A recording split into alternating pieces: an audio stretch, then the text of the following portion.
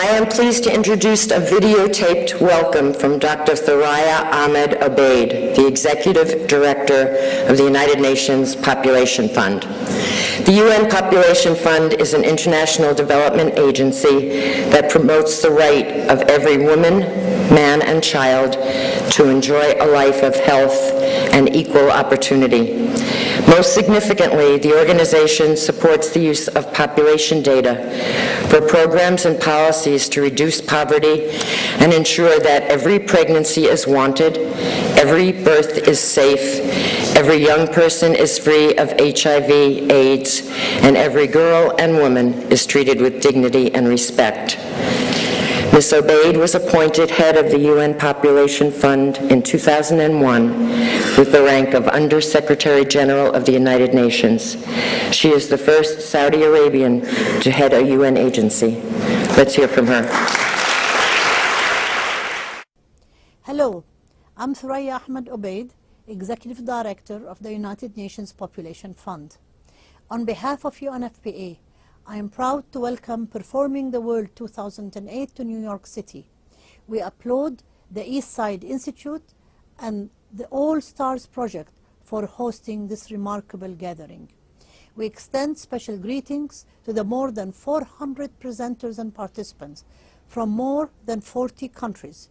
You are united in your passion for working with people of all ages to create ways of helping, healing, and learning. Thank you for your work to bring the world's people together. We pay special tribute to young people and recognize your potential in tackling the great challenges of our time.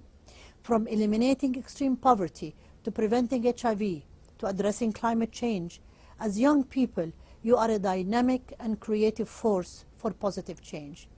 As part of the United Nations, UNFPA is proud to stand together with all of you in the Performing the World community. Together, we can create a healthy, just, and peaceful planet for all. And now it's my distinct pleasure and privilege to introduce your host for this plenary session, Dr. Lenora Fulani.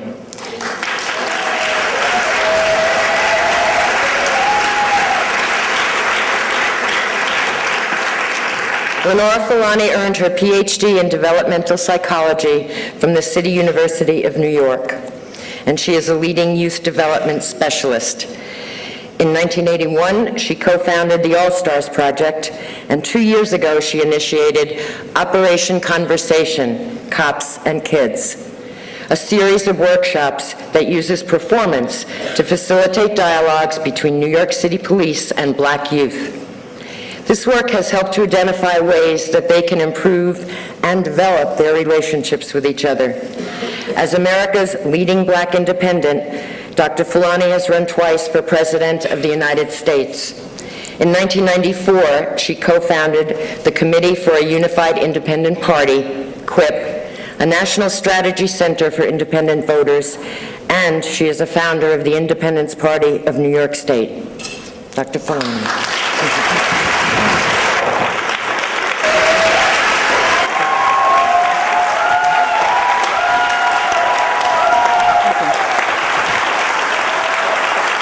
Thank you. Good morning, everyone, and welcome to all of you. Congratulations to the All Stars Project and the East Side Institute, and to my two very powerful sisters who are leading this production, Gabrielle Kurlander, President and CEO of the All Stars Project,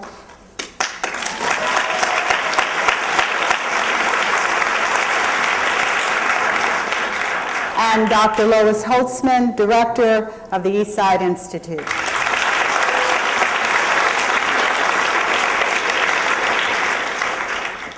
I must admit that on Thursday evening, while standing in the All Stars lobby, watching all of you from everywhere pouring in, I was filled with enormous awe and emotion.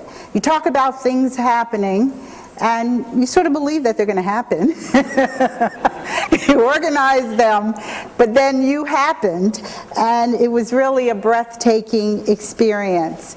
Your presence here embodies 30 years of hard work and brilliant leadership all over the world, and most especially by Lois, who got on trains and planes and buses and various other forms of transportation and was willing to cross borders physically, conceptually, intellectually, to take out our message and practice of developmental performance, and of course to meet all of you. Thank you so very much, Lois.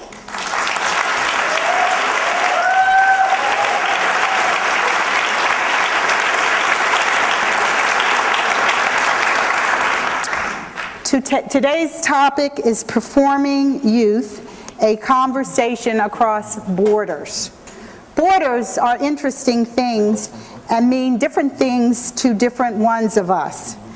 For some, like the young people from Juarez, Mexico, the border is right there at their back door.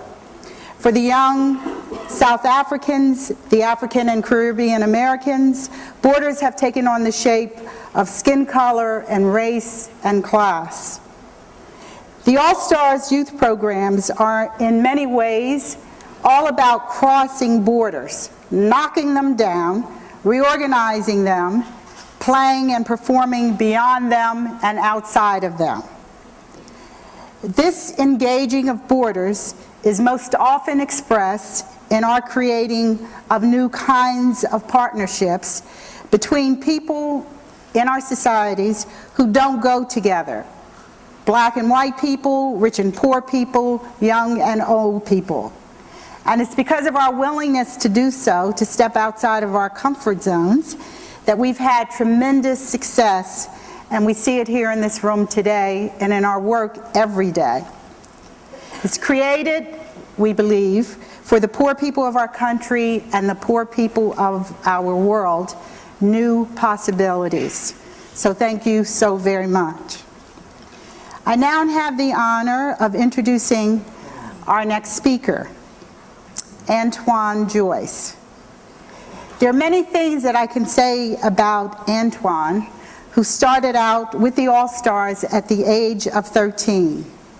He's lived his life as an All-Star, and I've had the privilege of participating in his development, as has he in mine. Antoine has gone from dancer to producer. He's traveled around the world with a major hip-hop player, DJ Grandmaster Flash. He's father of 2 young children, and his new performance role is as a developmental officer, a fundraiser, and director of the Young Leaders for Change campaign. Let's welcome to our stage, Antoine Joyce.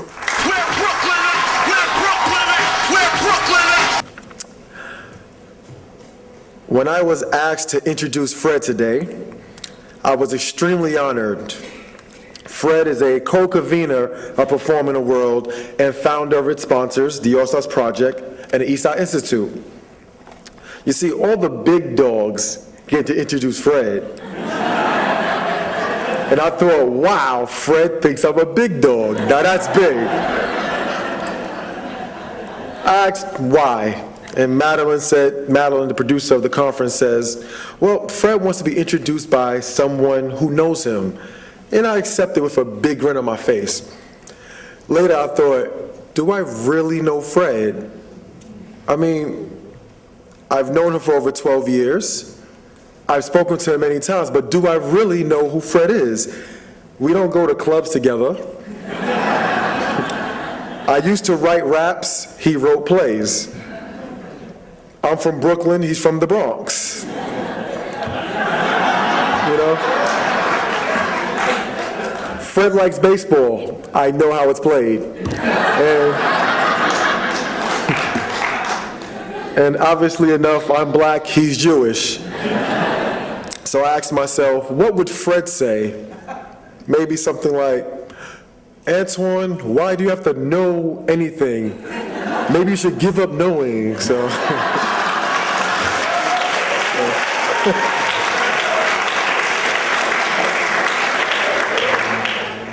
I'm sure you have a more developed statement, but it gave me something to talk to you about Fred today. See, I grew up in a single-parent home with 3 brothers in Bed-Stuy, Brooklyn. I lived on an all-black block in an all-black neighborhood, and I attended all-black schools. The only white people I knew were my teachers and the officers, police officers I would encounter from time to time.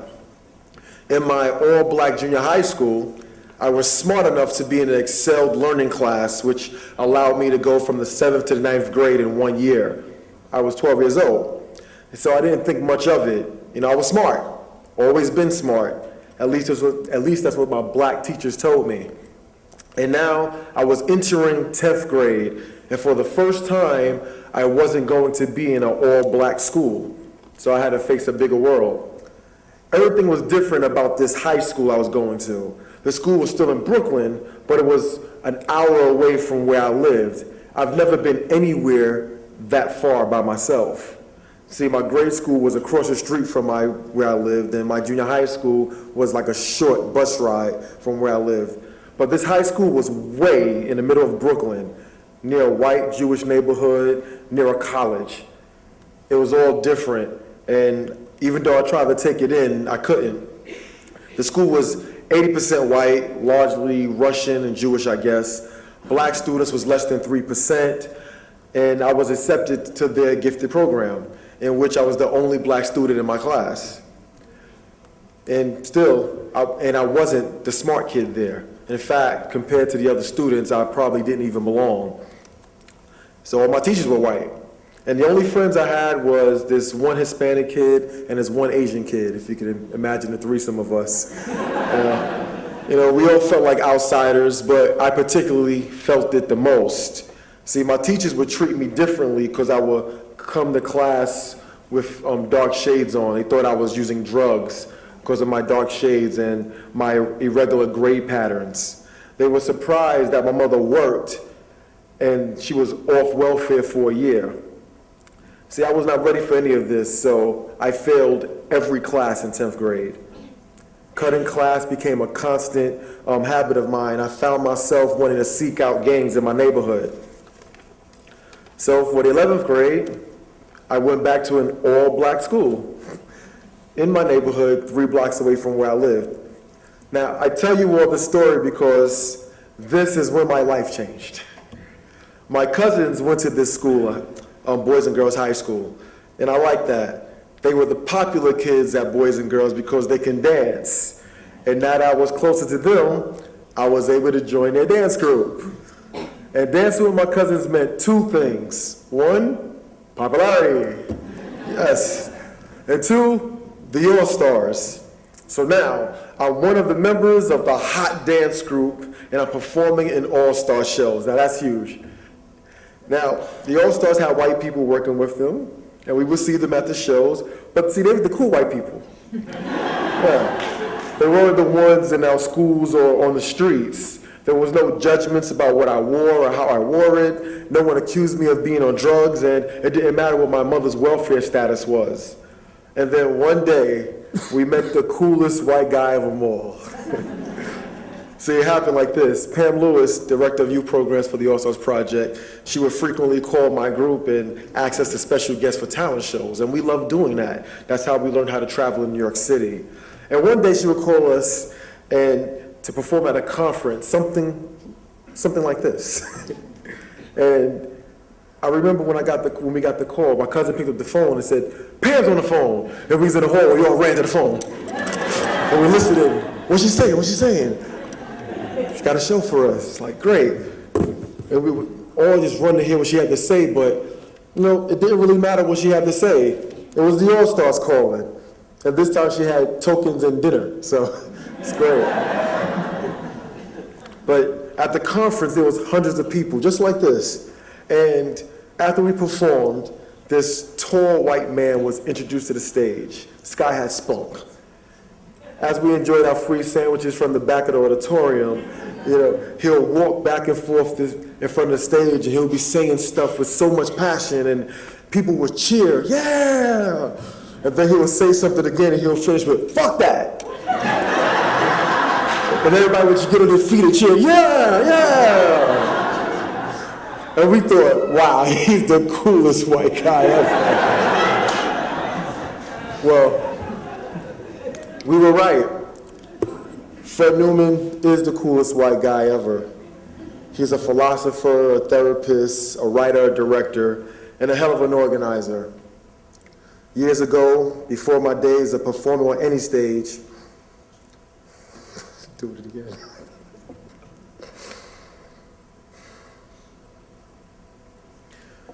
Years ago, before my days of performing on any stage, he created a movement that later, among many, many other things, created the program that changed my life, the All-Stars Project. He motivated a small grouping of revolutionaries who stood on street corners and knocked on door after door so that my cousins and I could run to that phone and say yes when we got the call. Happy tears.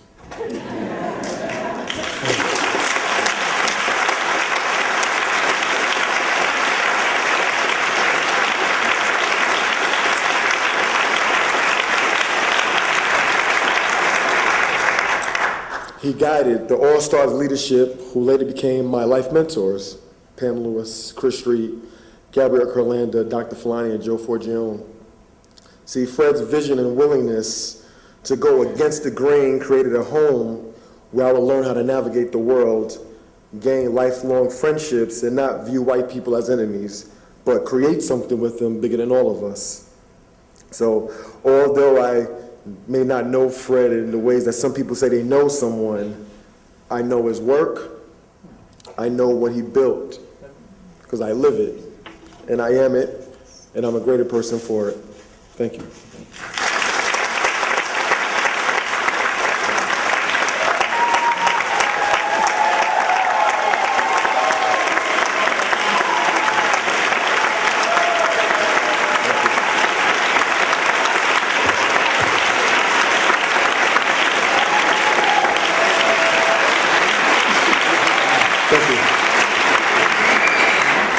Unfortunately, my good friend Fred Newman can't be with us today, but he did send us a message through video.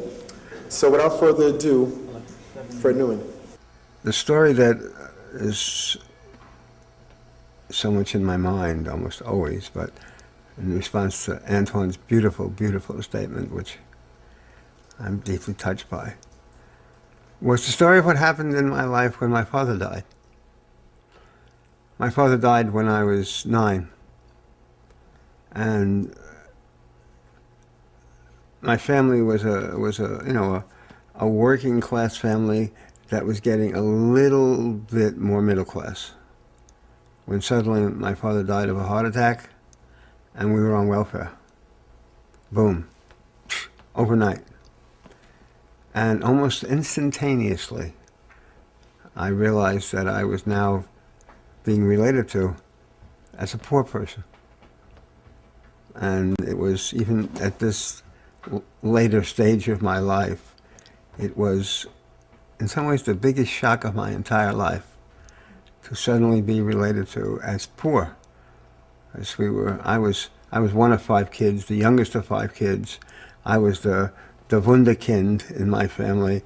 I was going to take us permanently out of working class into middle class. I was going to go to college and so on.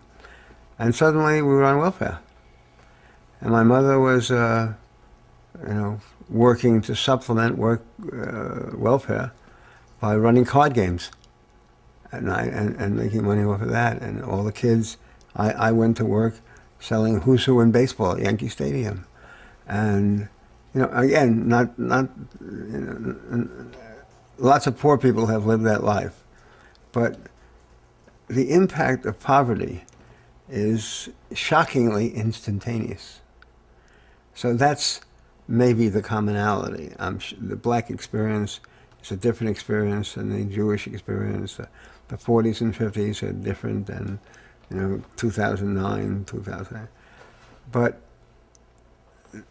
I think that's in a way, that's the overlap. It's being poor. And the message that's delivered to poor people, in my experience, and I believe it's there in what Antoine is saying, amidst the beautiful statement about me. It's how you're related to if you're poor in this world, I would suspect, but certainly in this country. You're related to as someone who's not going to make it. Doesn't make a difference what you do. You're poor. You're not going to make it. It's not explicitly said, but there's. But I felt it in. I went to this so-called progressive school. I also was skipped from this grade to that grade, and I was, officially registered as smart, just as Antoine was. I went to this progressive school in the Bronx. It was a public school, but it was PS 114 in the Bronx. And after my father died, it felt like almost immediately, I suddenly was no longer related to as someone who was going to make it. I was in this class. I was always kind of popular in my class. I was smart. I wrote stuff even when I was very young. But, I was poor. And if you're poor, you're not going to make it. Now, I know there are obvious exceptions. There are people who grew up poor and did great things. I knew that.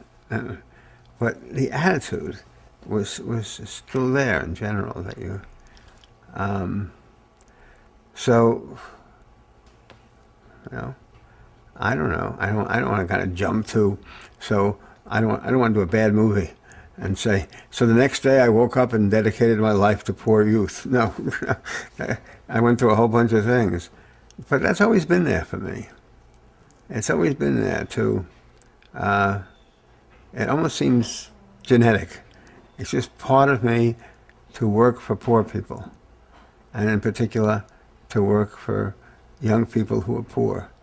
That's just there. I don't even think I ever thought through doing that. It's just a part of who I am. And as much as I am, I feel like I'm genetically an organizer.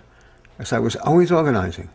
As a kid, I was organizing my group of guys and gals who we hung out with. I was the organizer.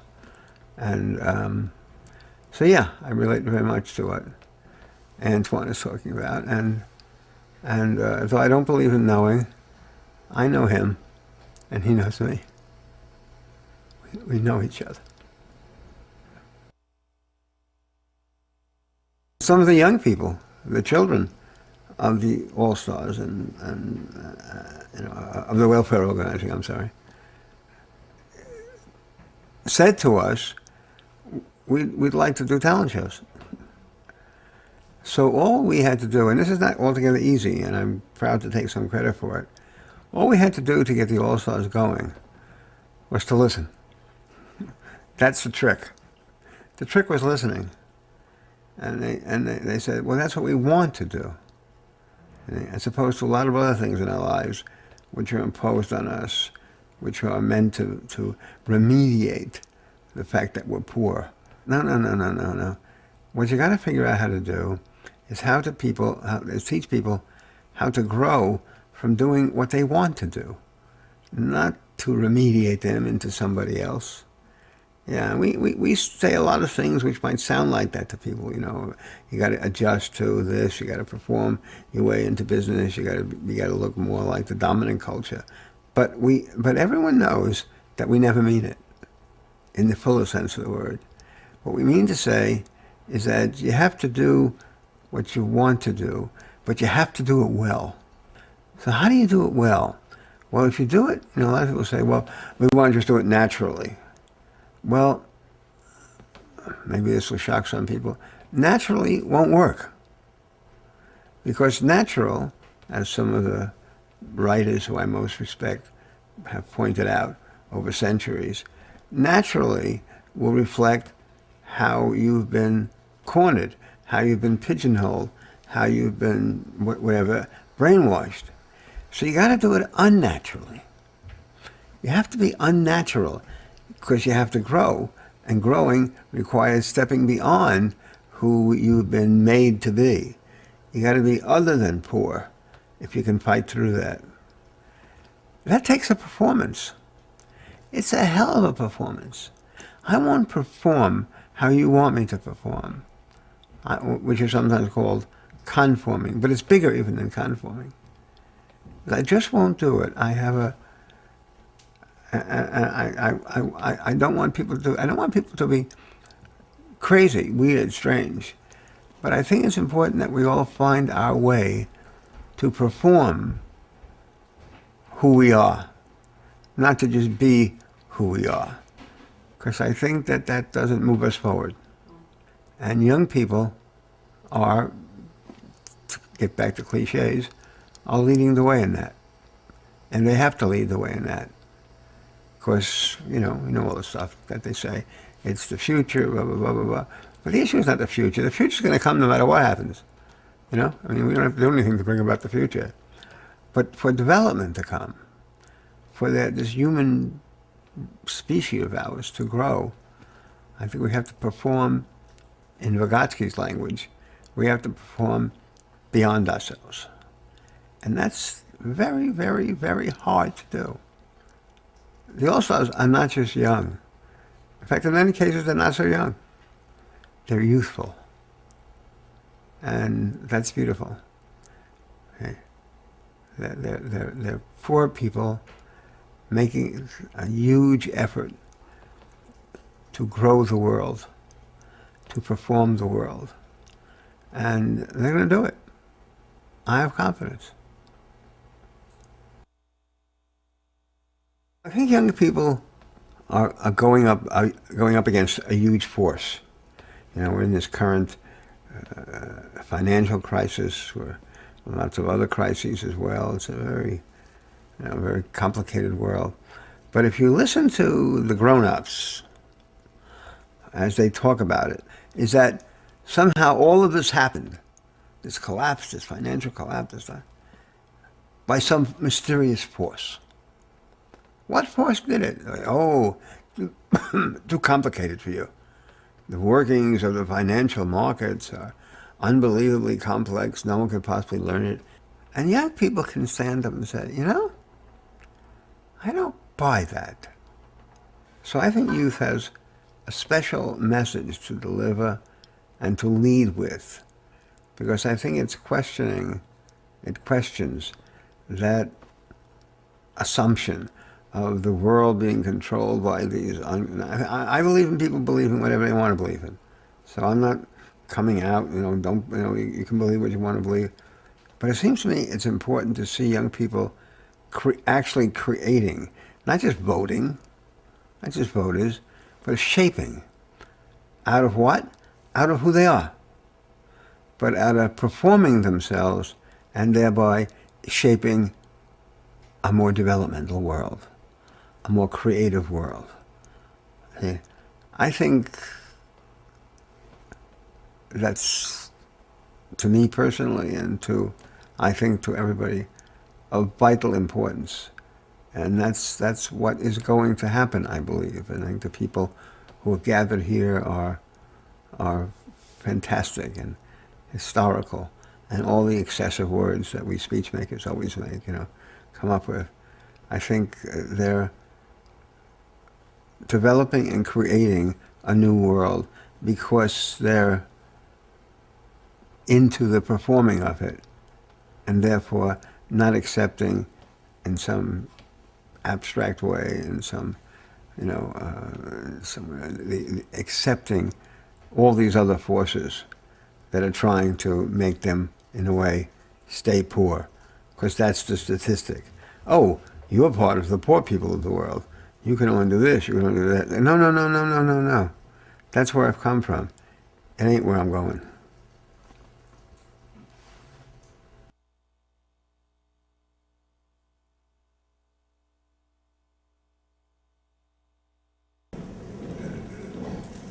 So, hello again.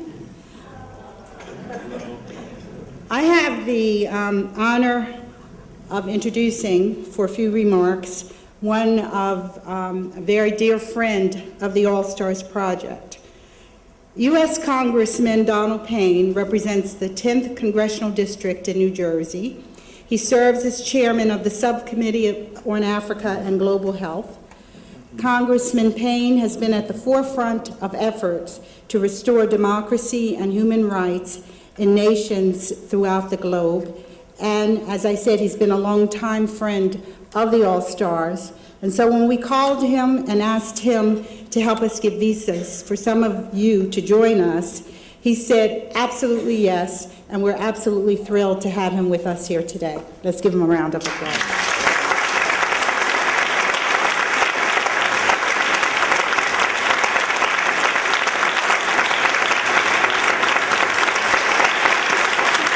Thank you very much.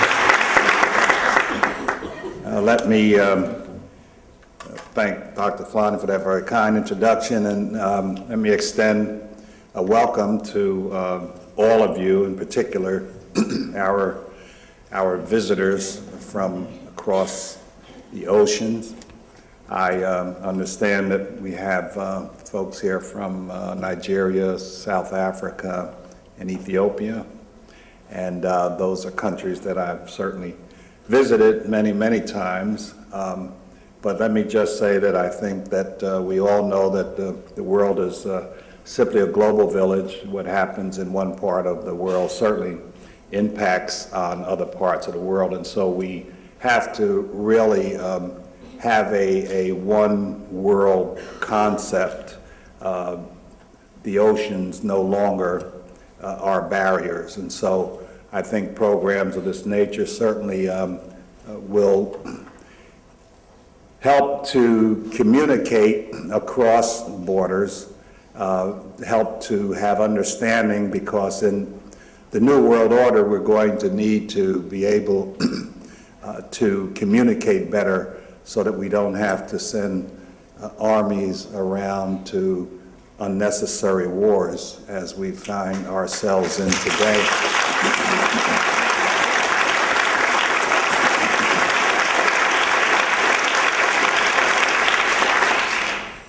It's ironic that the so-called bailout on yesterday is exactly what we've spent in Iraq to date. So it's all connected. But once again, let me just extend greetings from the Garden State, not the Empire State as you all. We're simply gardeners, and we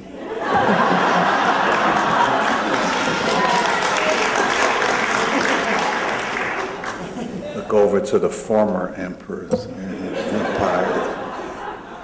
But once again, I hope you have a very, and I know you will, outstanding program. Thank you. So I have the honor now of doing something that I do a lot of and love passionately, which is having conversations with young people. Let's begin with introductions. Adonis, you want to kick us off? Hi, y'all doing? I'm Adonis. I'm 18, from Brooklyn, New York, and I'm a part of the New York All-Stars. Oh, hi. Could people hold their applause, I'm sorry, until all the young people have introduced themselves?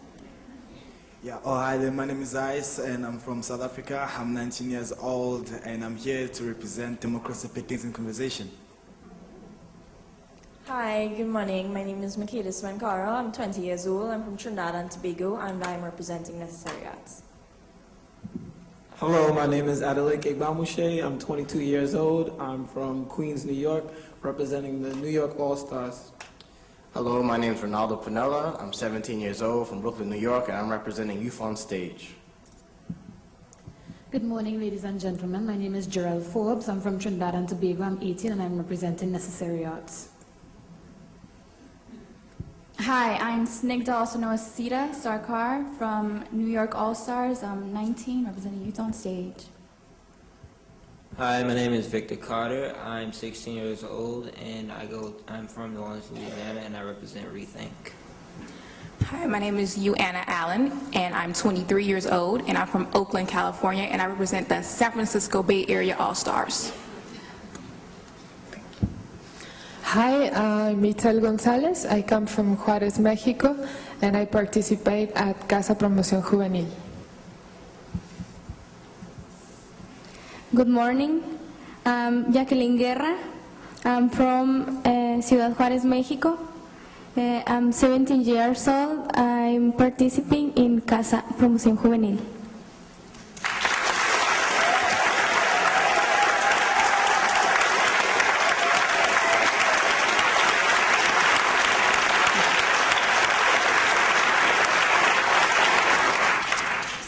let's kick it off. How are you doing? How's it going? What's it like to be here if you've traveled in, and what's it like to host the conference?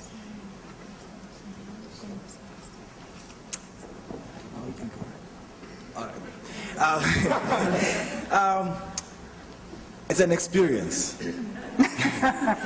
I have to say it's an eye-opening experience. I'm loving every second and every last bit of it. And I'm exploring new things, talking with people, you know, having conversations that are actually eye-opening, you know. And for me, it is educative, and it's going to continue like this to be educative, because I believe that what I've learned here, when I go back home, I'm going to apply that. Thank you.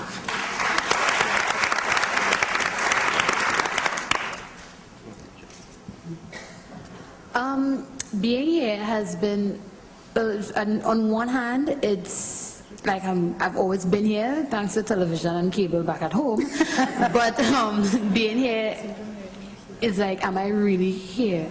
Yes, I am. And I can enjoy it a lot more because I'm around people who have the same interests that I have back at home, and you don't feel as though you are alone fighting whatever, expressing yourself in whatever feelings you have, or being passionate in whatever you are passionate in. You are sharing that with people who feel the same way you feel and really want to, you know, use their voice. So it's kind of, it's really comfortable to be around people like that. And I'm cold.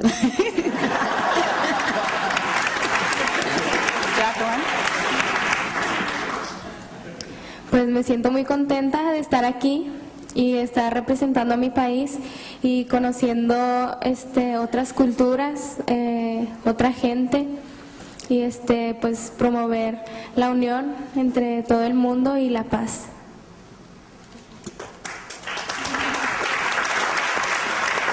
She feels really happy to be here, meeting new people and representing her country, and she wants to promote through this learning and this experience, she wants to promote peace and union among cultures and the whole world.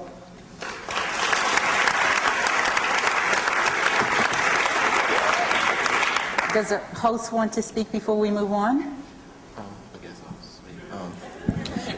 Well, even though we're from New York and there's people here from all over, we never get an opportunity to create performances with them. So just getting the chance to really interact with people, knowing where they come from, what they stand for, and seeing that they have similar interests to me is really a great experience for me. And like working with my director, she's from Amsterdam, and we have this like a misconception of what that is, and really just understanding her culture and what she hopes to get from being here is great. Thank you, Ronaldo.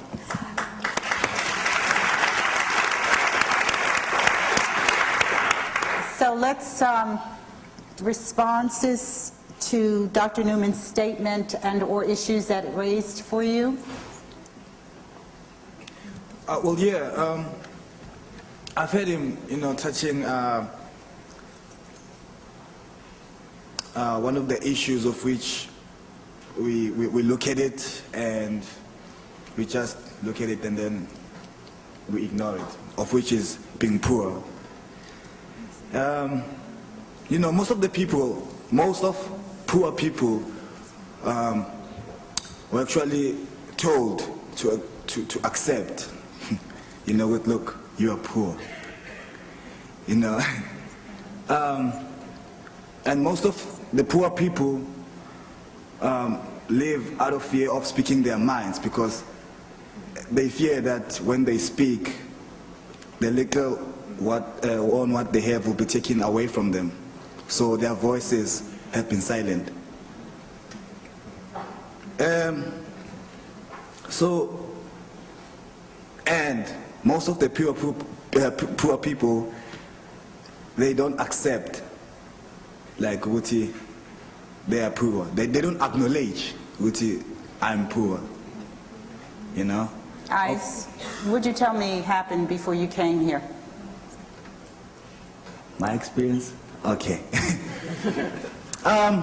Well, when I was told I'll be attending like the PTW, this conference, I was excited, ecstatic, over the moon. Wow, I'm going to New York. I was hoping to meet 50 Cent, but anyway.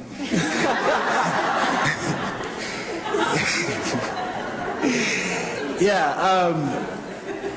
I was happy. Like in my life, I've never thought I would, get into the plane because it was my first time being on a plane and all of that. But between that happiness, I was sad, because I was thinking, okay, good. I'm going to New York. Nice.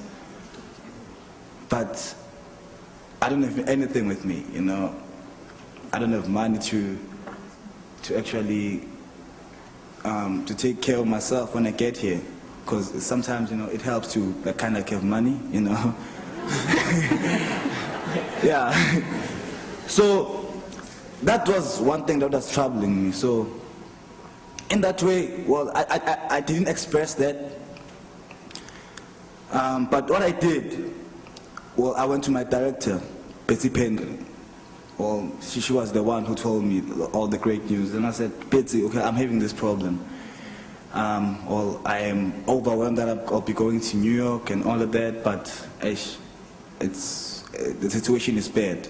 Because at my house, nobody works, Well, I have a big brother who take care of us, but some few months ago, he was kind of he lost his job, so it was kind of hard for us. So he said to me, Ice, I can't help you. Then I went, you can't help me? What do you mean you can't help me? Then he said, but I can support you. I said, okay. How? She said that I can support you if you can help yourself. Then there were questions like, okay, how do I help myself in this situation? Because I came here looking for help. Then she said to me, we have to go and talk to people, and tell them that we are coming here, tell them the situation, they would understand. I was like, okay, because all my life, everything that I have, I've worked it I've always been kind of independent in some way. And I've always learned to get things for myself because this is how I grew up. This is how I was taught, So can I just speed you up for 1 sec? What did they do? Just tell us in 2 sentences. Okay. I went to people, the people who understand me, the people who actually didn't judge me, people who believed in me. I've told them about the project. I went to my previous school. It was quite surprising because they supported me. Actually, they were happy for me.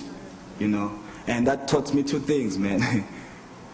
It taught me to actually sometimes when you have a problem, don't shut up, speak about it. Somebody out there might hear you, and he or she might help you, who knows. But if you ever keep silent, nobody will ever know that you're suffering. Thank you, then.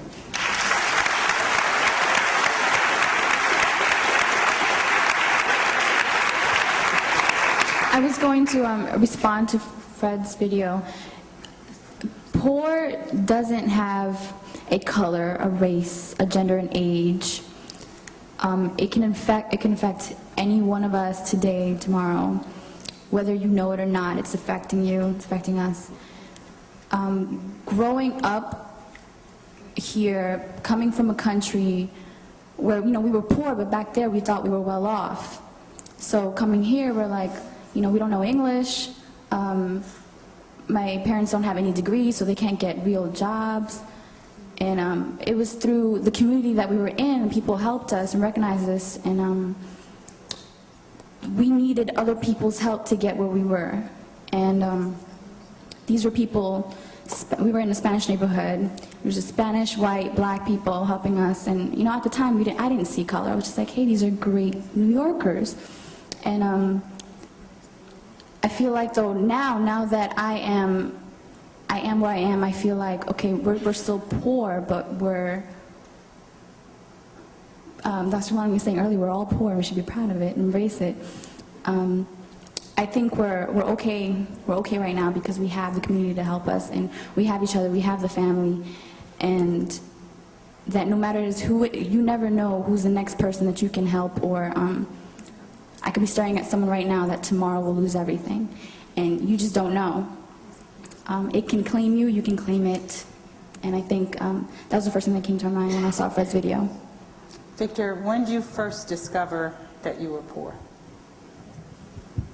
When did I first discover when I was poor? Well,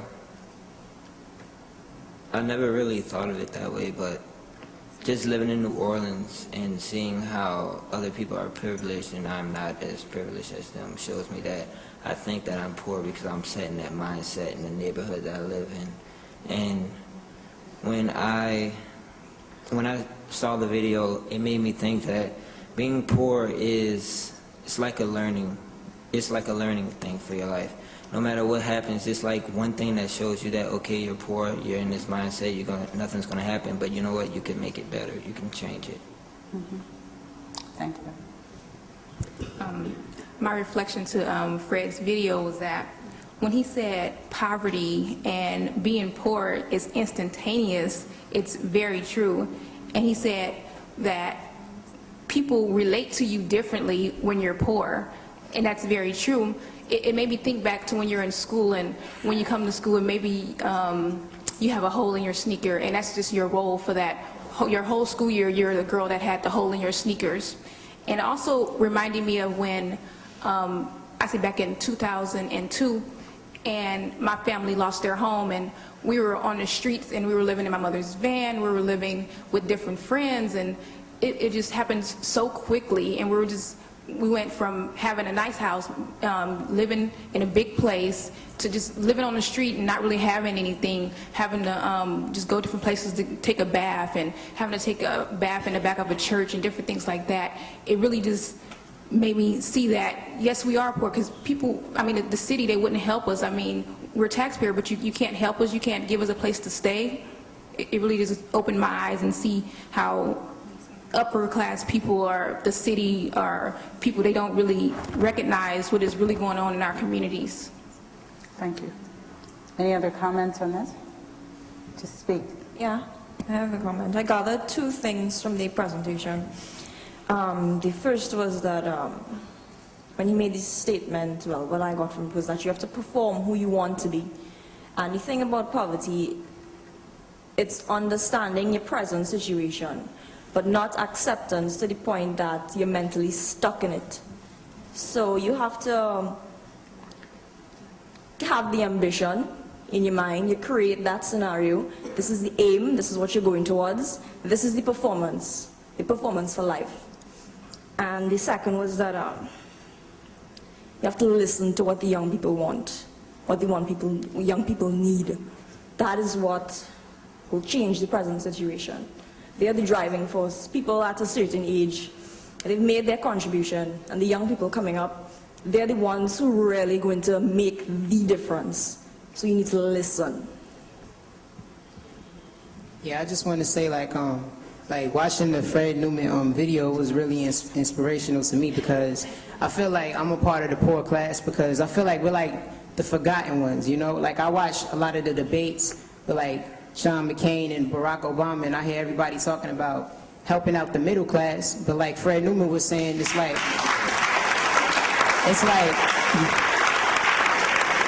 he was saying like before his father died, they were barely making their way to the middle class. It's like, what about the lower class? And I think like my first time experiencing or coming to a realization that I was poor was like literally like going inside my mother's room and looking inside the purses, like trying to find some loose change to buy something to eat for the family for that night. So I definitely know what it's like to be poor, and it's really inspirational to me to try to change my situation. And my mother told me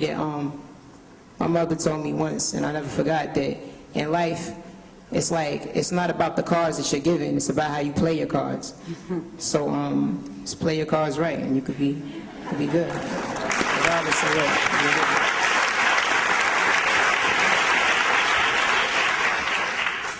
Pues a mí lo que me dijo el video fue que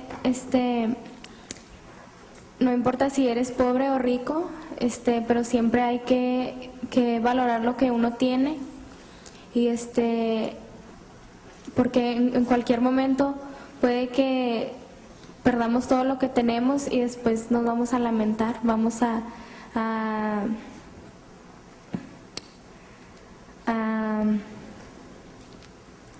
pues vamos a querer de nuevo lo que teníamos antes. Y yo creo que también si nosotros estamos arriba y hay alguien abajo, pues hay que ayudarlo y hacer lo que suba, ayudarlo. Y si nosotros estamos abajo, pues que haya personas que nos ayuden a subir también. Así, no importando razas, colores, nada. O sea, hay que tratar de que en este mundo haya igualdad. Okay. What I learned from this video is that we have to appreciate what we have now and somehow grow something out of it and try to help or eliminate classes, try to help people who is down and to help them to get up and try to fight for a more equal and just world.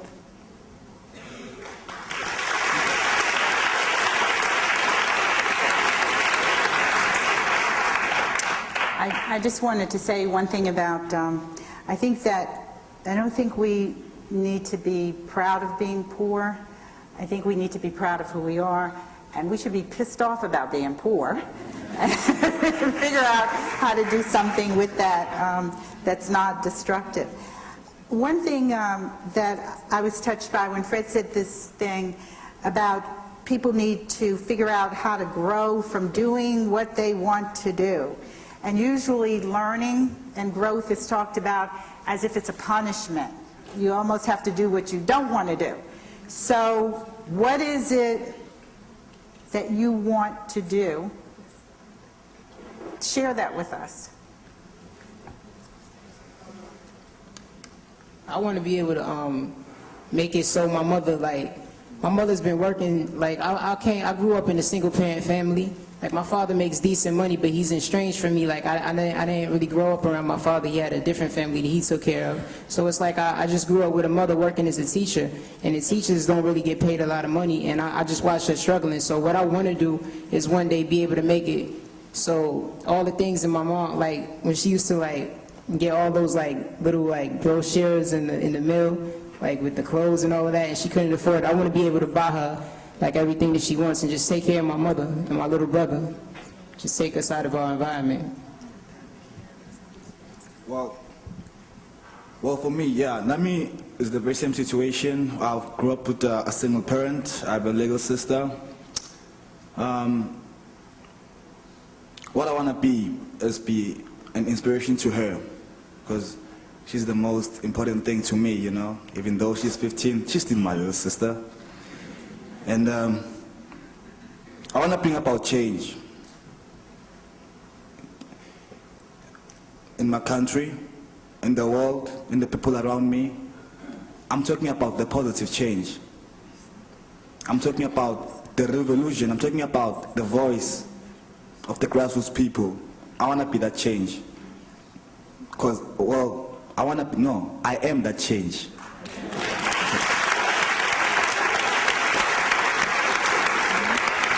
What do you want to do, Mahita? What do you want to do as an organizer? What do you want to do as a young person? What do you want to do? I also want change.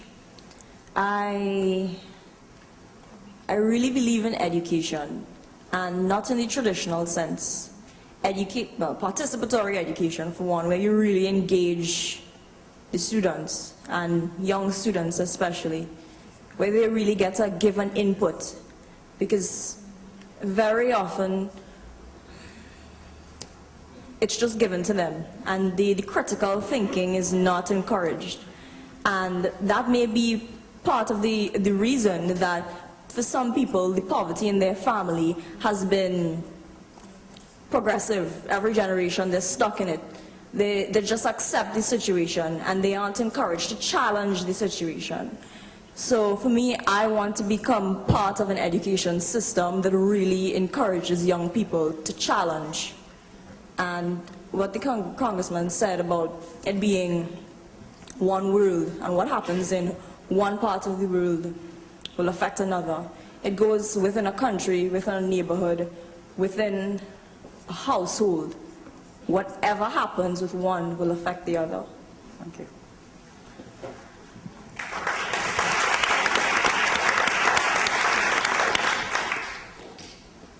I mean, we're asked what do we want, and it seems as if we all pretty much want the same thing, which is change. Me, for one, I have quite a few visions. There are a lot of things in which I want to do. One is singing. I love singing, so you guys hopefully get to hear me sing one day. But aside from what I want, one thing I really want is I want change as well. I was born here. I'm first generation American. My parents are from Nigeria, and I had the privilege of actually traveling back to Nigeria last year for the first time. Like I said, I'm 22 years old. And it was the second time I went. The first time I was 6, so I didn't really know anything. And just to see, I mean, we're poor over here. We're poor. But when I went back to Nigeria, because my younger brother was actually sent to live there for 4 years, and he went to school there, he was poor. He was poor.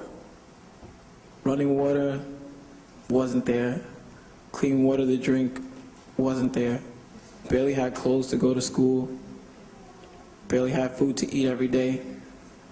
And we struggled over here, and they still expected us to send back money over there every single day. Because they think, okay, when you come to America, you have it made. You're in America, everything is paved, gold roads, everything, you get money for free, you don't have to work, you don't have to do anything. That's America.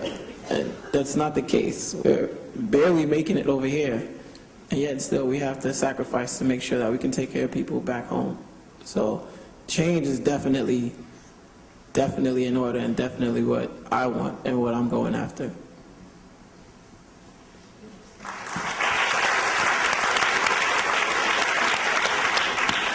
I mean, just adding on to the change thing, like for me, I just want to change the way things are kind of structured in society. Like, a lot of people who grow up in these poor neighborhoods, they feel like once they're born in this neighborhood, that's all they're going to be. They're going to grow up in this neighborhood, make their small living, then they're going to have children, and their children are going to go through the same thing. Why should it be that way, that you feel you shouldn't have the opportunity to amount to anything? Everyone should have an equal opportunity to have the same education, to have the same goals, to have the same dreams. So what has made it this way that people feel that way? To me, that's the part that I feel I want to change. Like for me, I have the hope and dream of one day being something great, but my friends may not feel they have the same opportunities that I have been given. So for me, if I could change that, I feel like my life dream had been fulfilled.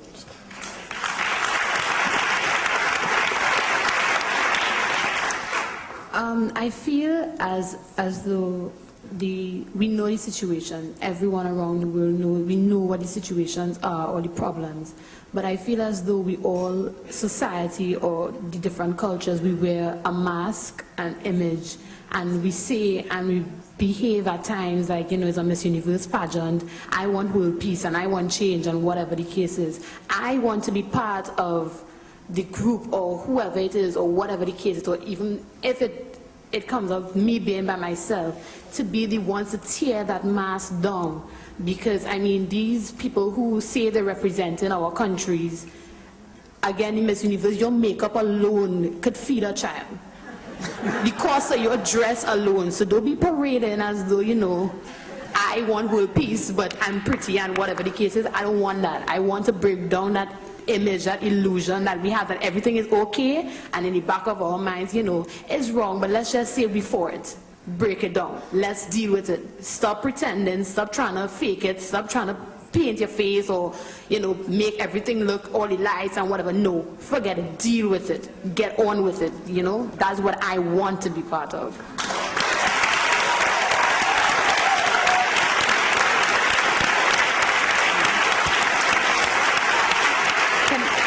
just wanted to, how many of you think of yourselves as performers?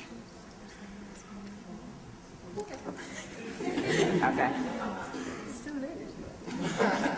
What does performance have to do with any of this? What's it have to do with being poor young people? What does it have to do with your understanding of growth? What role does it play in your life? Tell us something about the impact of performance and how you think about it. You want to start, Sita, since you have the mic? How does performance play a role in my life? Yeah, and in relative to all of what you're talking about. Well, I think, like Fred was saying, be who you are, but don't be afraid to go beyond who you are to either get what you want or fulfill some type of dream or goal. I think every day I am performing, and I didn't realize that until the All-Stars. Before that, performance was on stage. It was something that people saw from an audience disconnected, but we aren't. We are all in the same performance. This is our stage. You are part of this conversation. It's not just with us. Sorry. So I take that with me everywhere I go. At home, on the streets, in school, interviews, the police officers, the young people. It's a performance, and I'm not saying that because I'm performing that I'm being fake. I'm saying that I'm putting this on for you as this is me, but I'm in a situation that I'm not used to, therefore I'm going to perform as someone who is in the situation, and I'm going to act like I've always been in the situation, so that way it's not uncomfortable for me, and I can go ahead and figure this out through this performance. With performance comes change, there's choices. I can pick any choice I want and fulfill that performance. Thank you, Sue.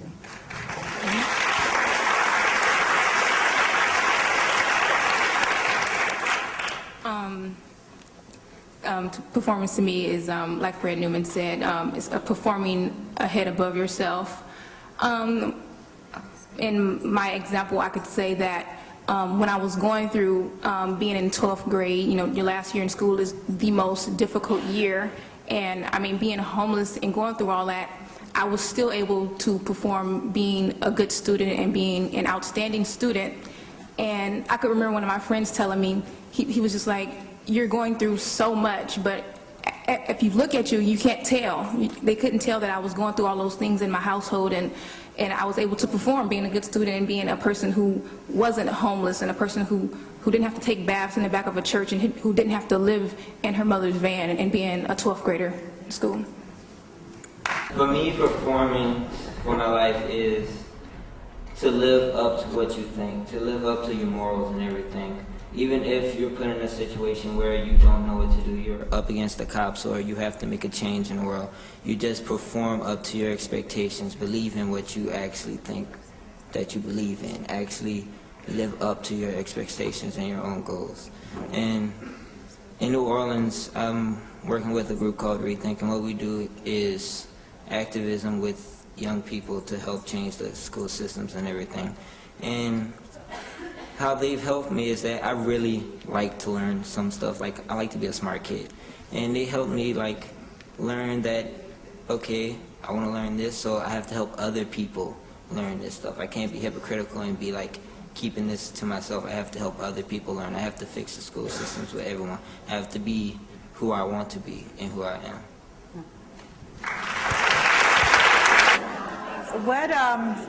What do you all think of each other? And I just got a 5-minute, so quick and whatever. How do you feel about meeting each other? What's that like? I think meeting each other, this has been a great experience. I know personally for myself, because I've learned a lot from everybody that's here, from each country, from Mexico to South Africa, from Trinidad, and even from the people in New York as well. Just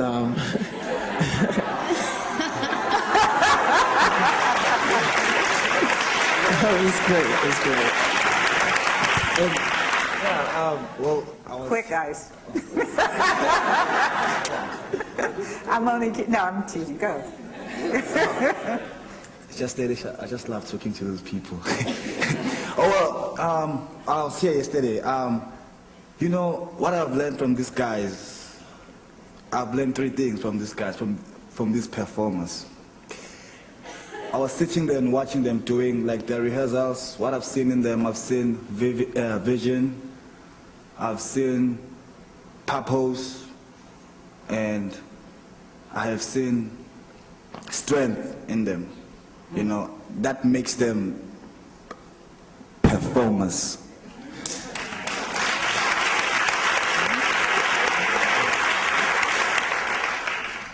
Bueno, me siento muy contenta de haber conocido un poco de estos muchachos y sus experiencias, cómo viven en sus países, cada uno diferente. Y pues yo creo que tienen y tenemos todos los jóvenes mucho potencial para cambiar el mundo y pues hacer un mundo mejor. Y pues que son muy inteligentes y sus opiniones son muy buenas. She feels really happy having meeting all of you. She thinks you're really intelligent and that you're making a big difference in this world. And I'm sorry, I forgot. She loves us. She loves us. She believes that another world is possible.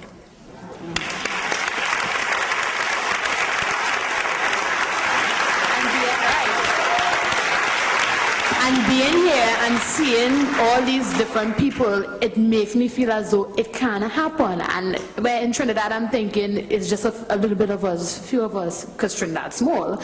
But to come here to New York and say it's like, no, it's bigger than that. And it's really, really close. It's going to happen. And I don't have to worry. Part of me doesn't worry a bit for my niece and my nephew coming up, who's 2 and 4.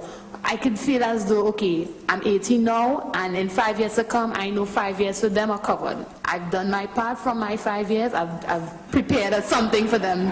So, you know, it's really good to see that I have that support all around the world kind of thing. It's good. Performing youth, let's give them a round of applause.